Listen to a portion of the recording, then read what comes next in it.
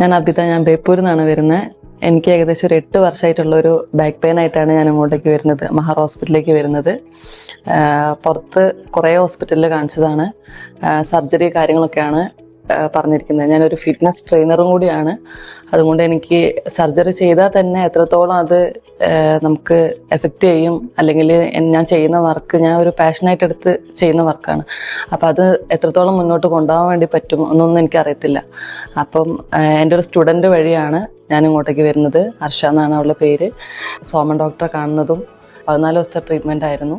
Treatment start ചെയ്തതിന് ശേഷം എനിക്ക് കുറച്ച് ബുദ്ധിമുട്ടും കാര്യങ്ങളൊക്കെ ഉണ്ടായി. അതായത് ട്രീറ്റ്മെൻറ്റിൻ്റെ ഭാഗമായിട്ടുള്ളതായിരുന്നു. പക്ഷേ അതൊക്കെ തരണം ചെയ്ത് ഇപ്പോൾ ഇവിടെ ഇരിക്കുന്നത് നല്ല കോൺഫിഡൻസ് ആയിട്ടാണ് ഞാനിവിടെ ഇരിക്കുന്നത്. നല്ല മാറ്റമുണ്ട്.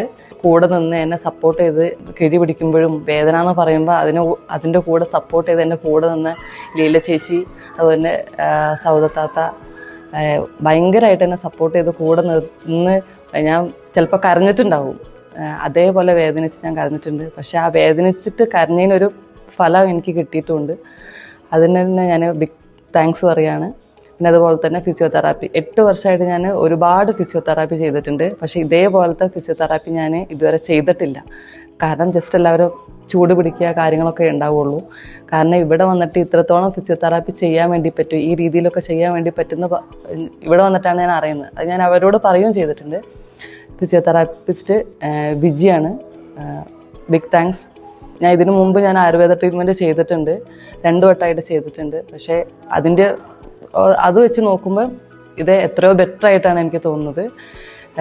കാരണം അതും എക്സ്പീരിയൻസ് ചെയ്തിട്ടുണ്ട്, ഇതും എക്സ്പീരിയൻസ് ചെയ്തിട്ടുണ്ട്. ഫുഡാണെങ്കിലും നല്ല അടിപൊളി ഫുഡാണ്. കാരണം നോൺ വെജ് ഒഴിവാക്കിയിട്ടും അല്ലാണ്ടും ഒക്കെ ഇവിടെയുണ്ട്.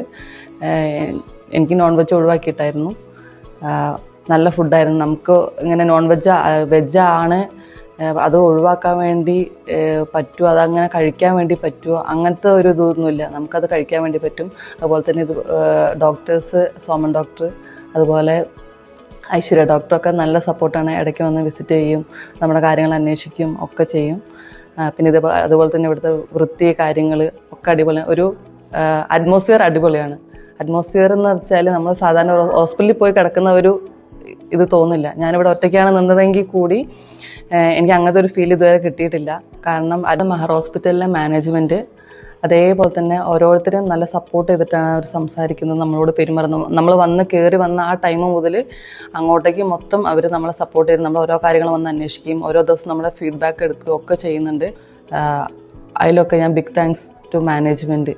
ഒന്നും പറയാനില്ല, ഒരു രക്ഷയില്ല പറയാൻ.